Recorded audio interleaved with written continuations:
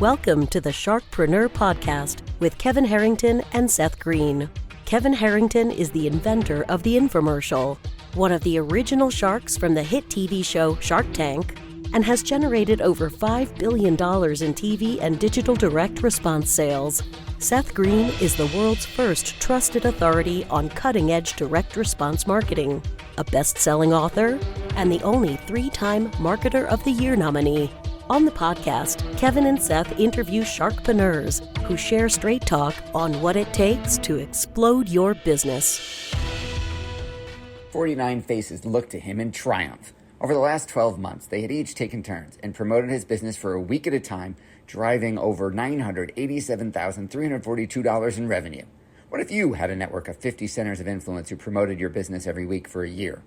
Grab your copy of the #1 Amazon best-selling book, The Ultimate Guide to Growing Your Business with a Podcast, at 33% off the Amazon price by going to ultimatepodcastbook.com. Again, that website for 33% off the Amazon price is ultimatepodcastbook.com. Welcome to the podcast. This is your co-host, Seth Greene. Today, I am super excited. I've got the good fortune to be with Spencer Bynes, president of iHeartMedia. Full disclosure, we produce and host a number of podcasts on iHeartMedia, so we are, of course, biased. Want to get that out of the way ahead of time. Spencer, thank you so much for joining us. Hey, I'm excited to be here, Seth. Thank you very much. So you are very, very welcome. The pleasure is all mine. Let's go back in time a little bit because iHeartMedia is not what you've been doing your whole career. No, but you know what? This is my second tour of duty with iHeart. And so when you come back a second time, it's a place you might want to be. I started out 30 years ago here when it was Clear Channel Media, and believe it or not, I was in talent acquisition, and I was an executive coach as well. And so I coached a lot of the leaders that have now moved up the ranks into the organization, and I was attracted back to iHeart because the changes that Bob Pittman put in place and those things, it was a more exciting place. And I came back and they asked me to come back and say, hey, you want to run some markets for me in Texas? And I was like, what are you talking about? Are you crazy? And it's, no, we need that coaching stuff that you did before. Come back in, fix markets, hire great people, build culture. And so I did that in Texas for a year and a half and turned markets around. Atlanta opportunity came available. I was here before. I worked for Coca-Cola for several years as well. Loved Atlanta. And I was like, hell yeah, I'll go to Atlanta. Give me an opportunity. Wow. Okay. So in between those things, you obviously had you've had a lengthy and very successful career. Before we dive into all things iHeart, can you just give us kind of like the highlights of what you did in your time between iHeart stints? Yeah, I mean, this is like probably my 10th or 11th career. So I've been an entrepreneur. When I was recruited to come into Clear Channel, I just left a role with Coca-Cola, and I was in talent acquisition, and then I went into corporate recruiting with Coca-Cola, and corporate recruiting led me into Clear Channel, where I got into corporate recruiting with them, and then executive coaching. Then private equity came along, and that transition from Clear Channel to iHeart, I became an entrepreneur, and I started a business of doing executive coaching and recruiting, and did that for about 8 years. Loved it. No one told me though, as I was going out to be the entrepreneur, that I loved doing the business more than working on the business, and I found that out through my entrepreneur career, and then said, you know what, I'm going to be an entrepreneur and go back into the corporate side of it, and found that my skill sets for coaching, leadership development, recruiting were all transferable skill sets into a leadership role within the media industry. And it has served me very well because I've been able to come in and turn revenue around very quickly because of my coaching background and going in and working with leaders on what's keeping them from driving revenue. I was like, man, I think I could do that as I was coaching leaders, and I found out that I actually could. Well, congratulations on that. I'm sure the longer version of that story should probably be in a book somewhere if it isn't already. Uh-huh. Now, let's talk a little bit about your role at iHeart. Yeah, so here in Atlanta, I'm the metro president for the Atlanta market. I have 6 stations here that I'm responsible for. I love this location. It's probably one of the top 3 locations in the entire company, and I say that with great pride because it is the headquarters for podcasting. And so, right across the hall from me, the CEO for our podcast division, which we are the largest publisher of content on the planet right now. So I had that right across the hall from me. You have the Black Information Network headquarters here. You have the Georgia News Network. So this facility is a full media complex where people can come in and we can work with clients. I call the building the 12th man. And so, it's a very competitive market. It's one of the top 10 markets in the country. I'm very excited to be here. That is awesome. So what, I'm sure every day is different, but what does day to day look like for you running Atlanta? Day to day is it's what I love about this job. It's very diverse. It could be from me going out on sales calls with clients and with AEs to, part of a market president's job is to own the market. So developing relationships with civic organizations, civic leaders, making sure we're engaged on a very unique and genuine level with the community. Radio has a purpose here in terms of helping the community and driving, kind of representing what we do with the public in a way that's authentic and representative. We got a country station, a hip hop station, 2 Spanish language stations, and a CHR. So we talk to 9 out of 10 people every day in this market, and so that brings me lots of different activities from going to a concert to going on a sales call. That is absolutely amazing. How do you juggle all those and balance all those different responsibilities? I got an amazing team. That's the only way that happens. So I have some really great people here who've gone through a lot of different challenges, and they are battle tested, and they do a phenomenal job. There's 156 markets in iHeart, and Atlanta led our organization all of last year in pacing, and so that's a testament to the folks that I have here. And so my opportunity to go out and do the things that I do is because I have an amazing team. The other thing I love about iHeart is we can sell anywhere in the country. I have accounts that are outside of the Atlanta market, and that's part of that podcast piece. Podcast allows us to do those types of things. When you talk about being the #1 publisher because of the volume of content, how do you decide what to say yes to and what to say no to? Because I would imagine you're bombarded with requests and opportunities. Yeah, that's a great question. And that's exactly right. Because iHeart really, I mean, you go back to COVID when it took off in 2019, 2020. I mean, we have over 100 podcasts that have 1 million downloads a month. So you're right. Everyone, I try not to even say what I do because everyone's, hey, I got a podcast idea. I really want to pitch this podcast idea to you. And I'm like, well, it's not that easy anymore. And so it just provides us that opportunity to we get so much coming at us. And then anyone can put their podcast on our platform. That's the other thing of like, we love having a diverse group of podcasts, but it does create some challenges in sifting through and discerning what's good, what's not. With all of that content being updated on a regular and consistent basis, I mean, how do you manage the tech backend of that supports all of that? Well, thankfully, that's not in my purview and my responsibility. But we have an amazing team you have producers and production folks and post sale, pre sale folks, a whole team. Incredible facilities over there that engineers that do most of that. Matter of fact, we have some celebrities in today doing a podcast, and you never know who's going to be walking past my office here on their way to either to the radio side of the business or to the podcast side of the business. But we have some incredible folks on that side of the team as well. There are, you know, as well as I do, according to the stats, there's almost 2 million podcasts. You and I also both know that a large percentage of those are inactive and disappear and pod fade. There are people who say, oh, with that much volume, isn't it oversaturated? Isn't it too crowded? Did I miss the window? How do you answer that?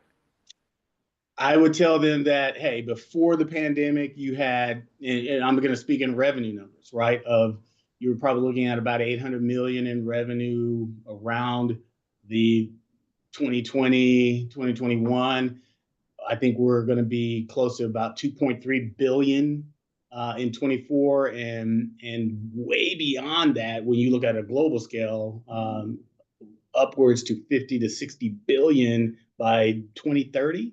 So I don't think that it has slowed down. I mean, some of the rapid growth has curtailed a little bit, but podcasting is the place to be. It has surpassed TV even in terms of people listening to podcasts. They're listening to podcasts more than they're watching TV.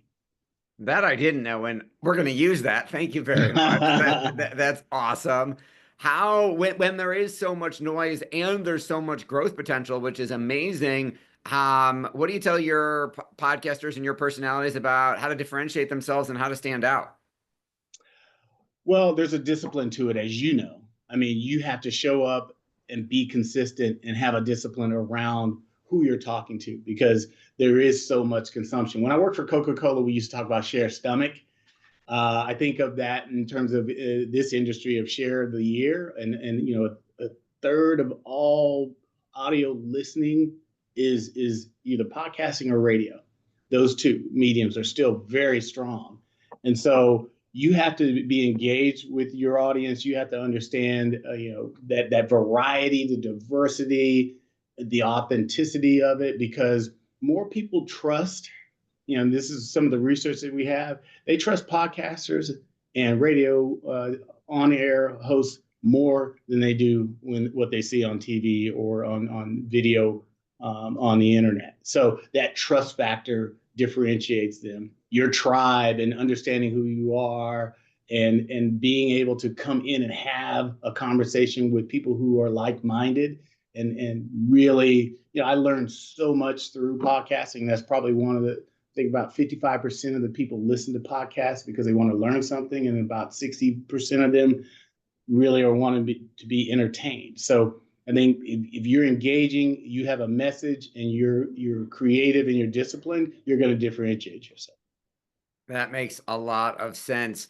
What's next for iHeart? Where is the needle? Where is the puck going that you're skating to?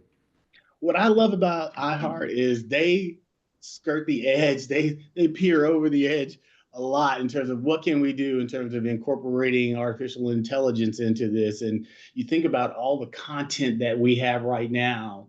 I mean, trillions of terabytes. That's not my thing, right? But the content that we have and the variety of content, we're talking about that. Those revenue numbers are just the U.S. The next frontier is into the global realm. And if you think about artificial intelligence, taking all the content that you have right now, letting artificial intelligence translate that into German, into Chinese, into Japanese, and you know, and then distributing that out into other markets on a global scale, I think that's where the next frontier is, because human beings are human beings. And I think when you have a compelling story and you have really interesting content, people want to be engaged. And we're looking at these screens every day. I love going to the airport, and I just got back from the airport yesterday. And I just kind of always look around and go, how many people have these earbuds in their ears? And they're constantly looking for, you know, something to take them away from the screen. And podcasting provides that. It's an escape. I got probably about four that I listen to that I really love. I mean, it's an opportunity for me to get away from looking at a screen all day. Amen to that. You have achieved so much success. What's your biggest challenge now? Oh, wow.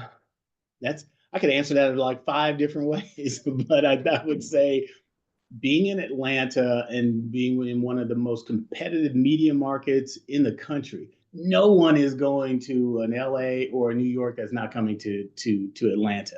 And so being relevant in this market and being dominant in this market is a huge challenge when we got multiple competitors in this market. So finding the formula that's going to give us that long-term sustainability and that long-term growth to dominate the market is what challenges me every day. That's what makes me, like you, get up at 7 o'clock and get here early to try to get ahead of it. It's that drives me and gives me the fire. ATL, my team teases me about having acronyms, but ATL is accountability, tenacity, and love. We love accountability. You got to be tenacious about success. And if you don't love what you do, why are you doing it? Amen to that. Your passion is obvious. What do you like best about what you're doing? I love coaching. I mean, that is at my core what I love to do, and I love to work with people to see what their kind of inner strengths are, make sure that they're put in the right position to succeed and achieve their goals. That's where I get my most satisfaction. I just happen to make money doing it as a market president. That's beautiful. What percentage of your media mix is radio versus podcast nowadays? Say again. What percentage of the shows on iHeart are radio versus podcast? Gosh, that's a good question. I don't know if I know the answer to that question. I mean, we have thousands of podcasts. We have about 900 radio stations across the U.S. You multiply that times the number of radio hosts. I mean, we dominate the market. We're 2 times bigger than our next 2 competitors in the podcast space, and probably, comparable to that. I mean, in terms of the radio, on the radio side, broadcast radio is still our largest revenue generator. And we grew our podcast business with our radio business, and radio is the evolution. I think podcasting is the evolution of radio. Radio hosts were the original podcasters. They were the ones they grab that audience, bring them in and create that trust. And podcasting is the evolution of that to now where you can it's given everyone an opportunity. If you look at the different podcasts that we have, now everyone has a voice. Everyone has a small tribe, big tribe that they can talk to. Amen to that. Well, we know your time's incredibly valuable. We greatly appreciate you spending some of it with us. For our folks watching and listening who aren't listening to this on iHeart right now, where is the best place for them to go to learn more about all things Spencer Bynes and iHeart? Well, hey, if you don't have the iHeartMedia app, you definitely need to download it. We have 175 million unique subscribers on that app, and it's awesome. That's where I would go. You can get your podcast there. You can get any of our content. A third of what you're going to hear on Spotify is iHeart content. So I would say anywhere you get your podcast, you're going to be able to find an iHeart podcast. You certainly can find me on LinkedIn. That's probably the easiest way to find me. Awesome. Well, this has been Seth Greene with Spencer Bynes from iHeart. Spencer, thanks again for joining us. Thank you, Seth. Have a good evening. Thanks, everybody, for watching or listening. We'll talk to you or see you next time. Why do so many businesses struggle while others seem to explode overnight? Do you wish you had the secret to this type of exponential growth? Now, I've scaled more than 20 businesses to over $100 million, and it's not just luck. In my new book with Mark Tim, Mentor to Millions, you'll learn the repeatable framework I use in all my business ventures for massive success. Order at kevinmentor.com and get over $1,000 in bonuses. Head to kevinmentor.com.